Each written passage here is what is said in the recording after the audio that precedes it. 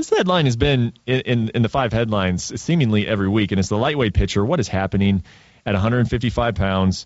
We talk about it all the time. The latest here is that we still don't know exactly what's happening with Khabib Nurmagomedov. I've spoken to his manager. There's been some reports out of Russia. According to his manager, he has not yet seen a specialist.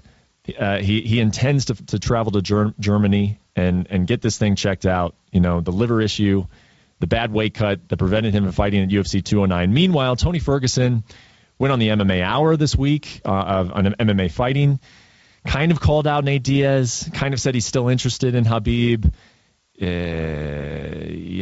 Michael Chiesa is out there asking for that fight. Tony Ferguson only wants an interim title fight or a real title fight. I mean, I think what he would really want is a fight against Conor McGregor for the real lightweight championship, but that's not happening. So he's looking around trying to figure out what his best option is. Nate Diaz is still turning down fights. I think if Ferguson is going to talk Diaz into fighting him, he's got to be real loud, and he's got to start promoting this thing in a big, big way, because that's how Nate Diaz is at this point in his career. You got to get his interest. You've got to promote the fight yourself, and then you can get his name attached to it. I don't know. I wrote a column last week saying that I still thought at the end of the day Khabib fighting Ferguson would happen, but it's just so hard to predict because we don't know what's going on with Nurmagomedov's health. Phil, I guess, your general thoughts. What do you think's happening here at the lightweight division?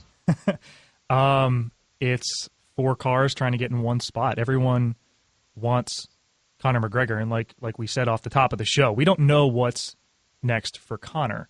So that leaves, okay, let's just keep going down the rankings. I don't have them in front of me, but up towards the top, it's Tony Ferguson, it's Khabib Nurmagomedov, it's Edson Barbosa. RDA is on his way to welterweight. Take him out.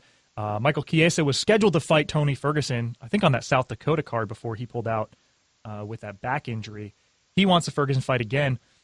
I mean, Brett, my opinion is the same as yours on this. I know it's dissent makes good radio, but it seems like the most obvious choice is, okay, let's just try it for the 4th time now. Tony Ferguson, Khabib Nurmagomedov. Give the fans what they want. That will be a compelling fight between 2 guys with a lot of personality, a lot of guys who are more than comfortable on the mic, more than comfortable promoting fights. But then you look at a guy like Edson Barbosa on his way up. It's a nice problem to have. And the UFC, the lightweight division, has always been one of its deeper classes. Reed Kuhn talks about in his book, Fightnomics, that just, the size of the average human, you're going to have the biggest pool of people in the lightweight division. Guys who naturally are 5'8 to 5'11, walk around about 170 to 175 pounds and would cut to 155. That's in the bell curve of human physique.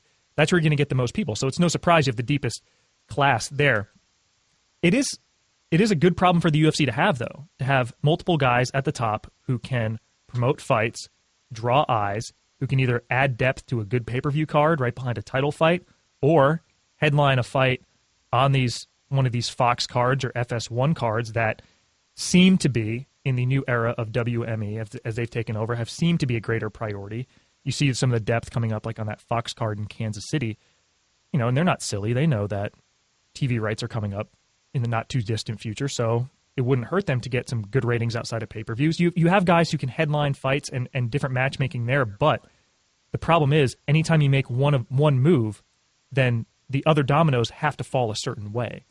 And as long as there's this big question mark over Conor McGregor's return, whether or not he will fight in the octagon in 2017 or in the ring, it's hard to have. He's the big. His domino is bigger than any of the other ones. So they're trying to almost figure out the ripple effect before they figure out the first big play. We're gonna know soon. Ferguson, he could announce a fight any day now, and not saying that he is going to, but he made weight and then, okay, well, I'm not fighting. So he can fight whenever.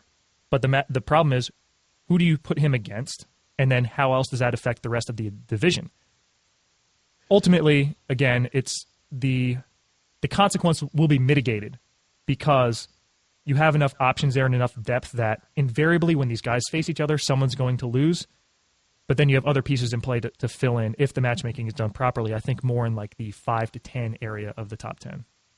Yeah, we need some dominoes to fall before we can find out exactly what's going to happen in this situation. I think the first one is Khabib's health. Is he able to go before he has to take that break for Ramadan? It's a Muslim observance period. It's a fasting period, which will essentially eliminate him from competition, I guess, from June and really July. I mean, he'd be looking at coming back potentially in August because of that.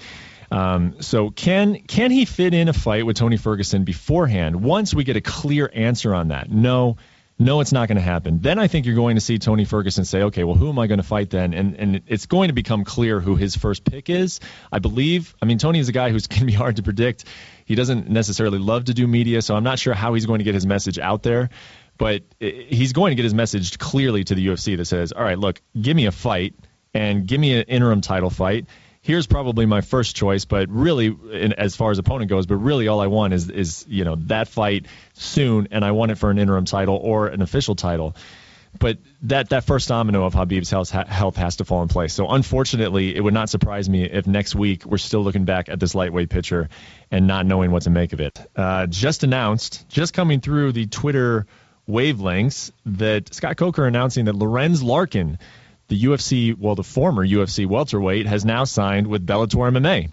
And to parlay onto that, sources told me, as of this taping, Ryan Bader has not officially signed with Bellator, but yesterday sources told me that he received his clearance letter with UFC, meaning he is free and clear to sign with any promotion, and we're all assuming that it's going to be Bellator. We're all expecting it to be Bellator. So what is the big takeaway here, Phil? I mean, free agency is not something new. I would say that Ryan Bader and Lorenz Larkin, two very good fighters, two guys ranked in the top 10 at the time they left the UFC. Not the big splash signing that perhaps a Rory McDonald was, but what is the takeaway here? Is this a bigger movement that we're seeing, that we're constantly saying like, oh yeah, here comes free agency, or is this two guys that did well in the UFC, maybe didn't move the needle, quote unquote, as we like to say in this sport? How big of a deal is this that these two guys are going to Bellator? Well, Brett, I think it's the second point you made. When WME put out that $4.2 billion with a B dollar figure for purchase of the UFC, it wasn't because of benevolence. They thought they had a product with which they could make money.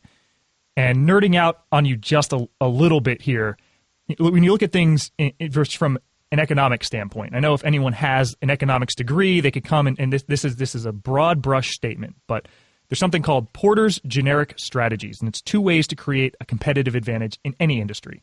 That's either by product differentiation, creating a superior product, look at any like elite car brand, or cost minimalization. That's another way you can create a competitive advantage. It's not a binary thing. You can do a combination of the two. And what I think WME is doing here, I say all that for this statement, they're looking at the people who are the product differentiators. Your Conor McGregor, obviously, Ronda Rousey, John Jones, GSP, Brock Lesnar even, people who just have an it factor that can't be replicated. And to your point, you mentioned Ryan Bader, Lorenz Larkin. Those are guys who are top 10 in the weight class on the planet. And if the UFC is the premier mixed martial arts promotion, they should have the top 10 guys, right? Well, sure. But if you can find comparably skilled guys, other guys in the top 10 who maybe haven't been around as long, and you can get a comparable result, like when I see the list of a pay-per-view, we have UFC 211 coming up that's absolutely stacked. It would take someone who is a hardcore wrestling purist, and this is all due respect to Ryan Bader's abilities as a fighter, but someone would have to be a hardcore MMA purist to see Ryan Bader's on that card. I gotta tune in. If I see Ryan Bader on the card, I'm like, okay, well, there's an 80% chance he's going to beat whomever he's against. I mean, he's got a very, very strong wrestling resume, pedigree. He's had 20 UFC fights, won 15 of them. But he's a guy, I think, who falls into that cost minimalization category.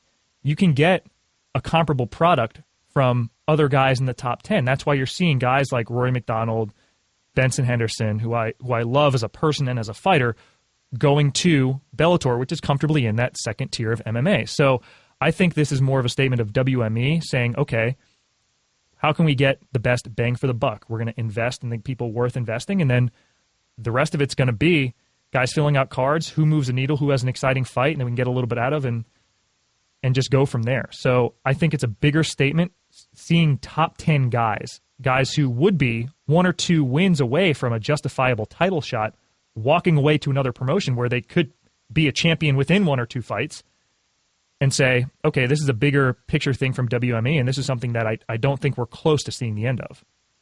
The way I look at these, and you look at the Ryan Bader situation, what does Bellator truly get out of this? They get a really good fighter, and I think for them, that's probably enough when it comes to Ryan Bader. You know, he's a guy who has headlined UFC cards in the past. He's fought some of the biggest names. He's fought John Jones. He's fought Tito Ortiz. He's fought Rampage Jackson.